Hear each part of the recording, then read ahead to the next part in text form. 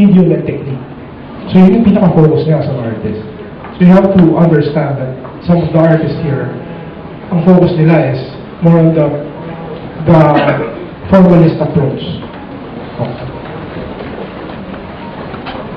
Then we have Ronald Ventura, which is very well known in Sotheby's and offshore houses. He's also my teacher, so he's also part of this exhibition. The irony of this is that UST celebrated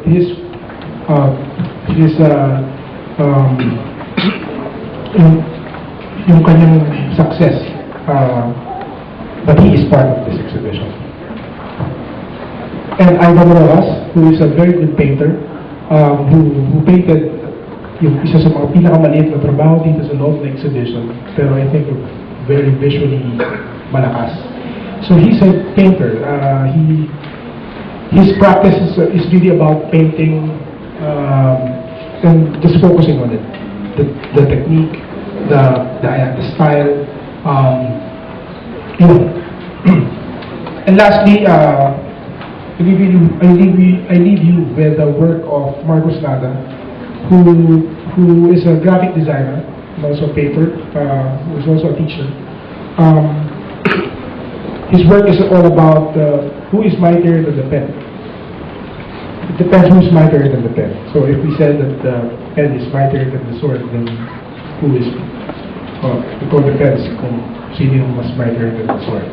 So yung mga ganong klaseng bagay, you have to think about it. You have to dwell on it. And this is not just about, you know, this is may malaking kabuuan ng exhibition na ito. And I really thank you for giving us all the attention. And I think this is the first time that an exhibition has been you know, viewed like this. So we didn't want this, we didn't expect this, but thank you very much for your time. So yun po, KULO. So basically, Jay, this is an exhibition of more than 32 artists. Yes. And the 32 artists who are inside here with how many artworks?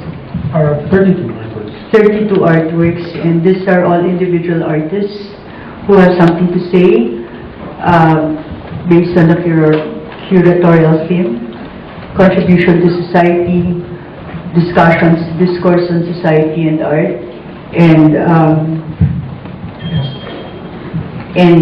this is basically directed towards an art community and the societies of the artists themselves, whether their society or the larger society. Yes. Their community or the larger society. Yes. Some of the artworks here has been exhibited, and some of the works here are past works na na-exhibit na sa ibang galleries, museums, institutions. So when we gather the works of the artists, basically the important part is to let them understand na importante ay sila rin, yung sinasabi nila. So kahit gumawa sila ng bagong artwork or meron silang previous artwork that is significant for them to share again, then we accepted that. So the role of the curator is to put it all up, and to gather, to organize these thoughts and ideas and put it in this exhibition. We will open the forum shortly. Again, for the latecomers, thank you for coming. Welcome to this forum, the KULO forum. We would like to just remind everyone, especially for those who just came in, this is not a debate. This is a forum where we will surface all the issues, and the issues shall then be forwarded to the relevant people who will then decide on the course of action. Okay, the floor is now open. Yes, sir. Please take the microphone and identify yourself.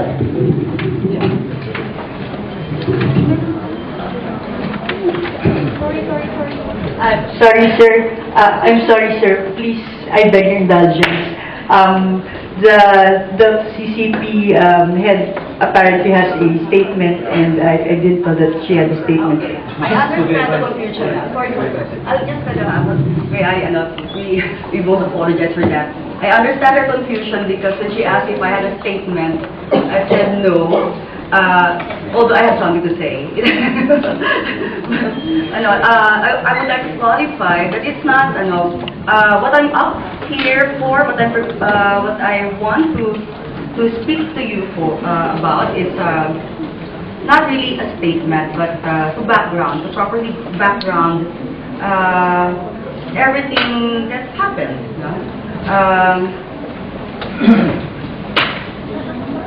Because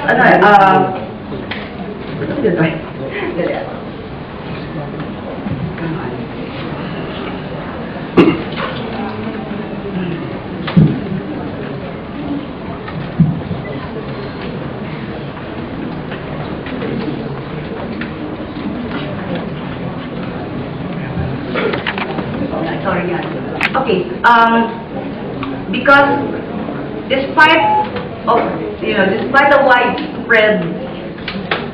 widespread knowledge of this, seemingly, I could only tell you where CCP, particularly the visual arts, was coming from. So perhaps a proper background to all this is to inform you, what do we look for when we accept proposals for exhibition.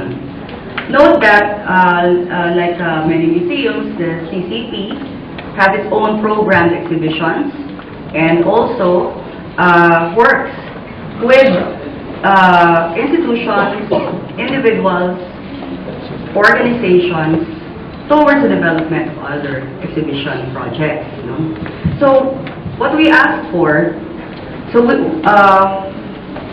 we ask artists, art organizations, and institutions who wish to present significant body of works. We require them to submit a formal proposal, and this is also open. The CCP is also open to non-Filipino artists and foreign cultural organizations whose exhibit proposals have significant bearing on Philippine arts. What's the review criteria? We look for the quality and maturity of artistic skills, innovativeness and contemporaneity of proposed exhibit, the sensitive awareness of the artist's responsibility to Philippine art and society, consistency with the CCP's goals, scope, and general program, adequacy, appropriateness, and appropriateness and adaptability to the specified venue. We may disqualify proposals based on some following reasons. Exhibitions of privately owned organizations, commemorative of dates or occasions in their history, fundraising activities, product launches, advertising campaigns, exhibitions that are prejudicial to the rights of welfare of other people.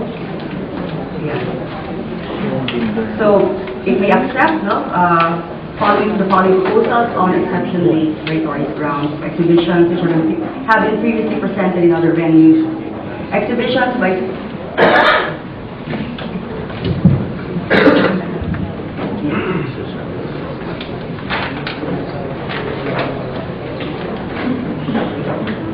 students to be undertaken in fulfillment of undergraduate course, solo exhibitions by artists have had solo exhibits in CCP within 18 months prior to the proposed activity. So it's this public, what we provide for those proposals accepted is basically a venue grant, so that it's a venue grant, it's exhibition support, curatorial assistance, only anything and everything that will help the proponent achieve the exhibition. We do not fund the production of the artist's work.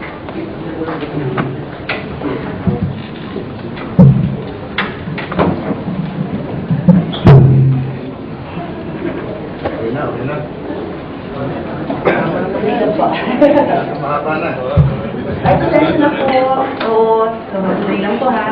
Anyway, kasi kaya ko pinipigilan ko yung background, no?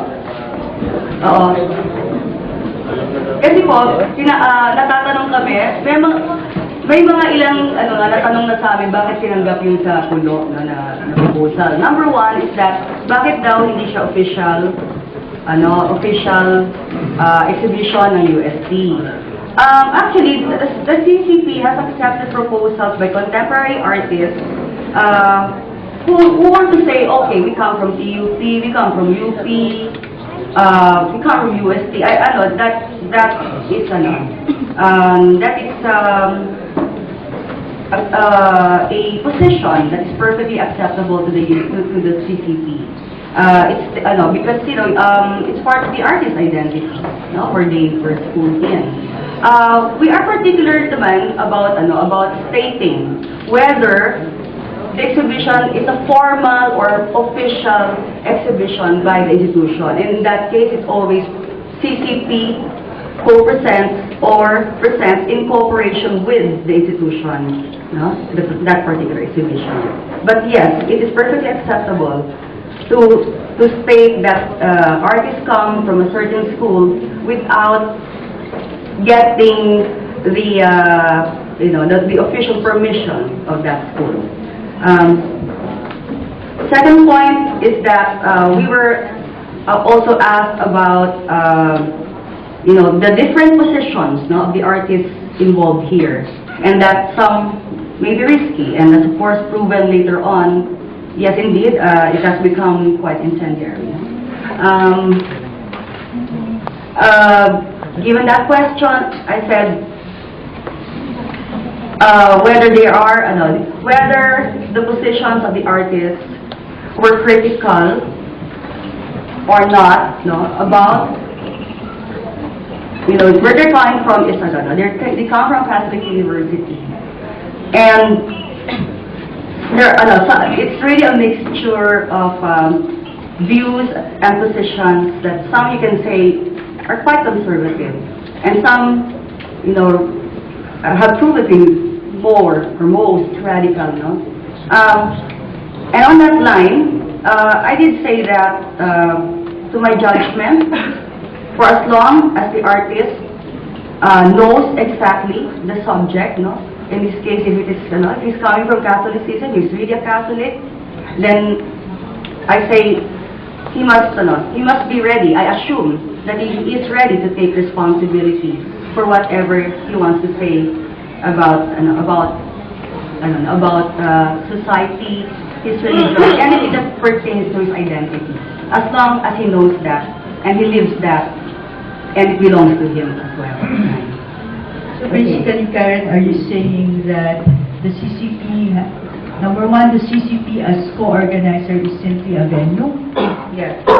And that the venue is provided as a grant to the group of artists based on the merit of the proposal of the exhibition? Yes. And that the CCP, how do you say that, does not have the control of the content of the... the CCP may, of course, cooperate, help develop with the curator or the artist the exhibition. No, we are not passive. I'm saying that I was talking specifically about funding. If there is a question about funding, the only funding available to exhibition grants given is really just the venue. There is no funding. But assistance in different forms, yes, is given. Okay, so that's clear. The position of the CCP, yes, sir. The position of the CCP is clear, and the curators are clear. Sir, we'd like to hear from you. Yes, I'm so sorry for this. many people are already itching to ask questions. Yes. My questions are not substantive. I will refrain from that. Purely statutory. Can you kindly, sir, introduce yourself first? I am Nandi Pacheco. I am a Tomasian. I am a Tomasian, founder of Kapatiran Party and founder of the Gandhi Society. My question is, the curator mentioned that this is a group of all people from UST. This was made or inspired by the 400th anniversary of UST, more or less. because of just you celebrated its 400th anniversary, and that's why you did this. Yes. Okay. My question is this: after having done it, or did you ever consult the U.S. authorities, the Rector Magnificus, for example, and after you have done it, have you presented it to the, as you have exhibited it here, has the Rector and all other priests of the USA seen this particular exhibit? Or are you talking about the particular work of Medeo or different? Video. Okay. So, when we initiated this exhibition, basically we invited the College of Fine Arts and Design to come, to see the show. So, I think it's a matter of them reaching out there. But let's not put UST in a bad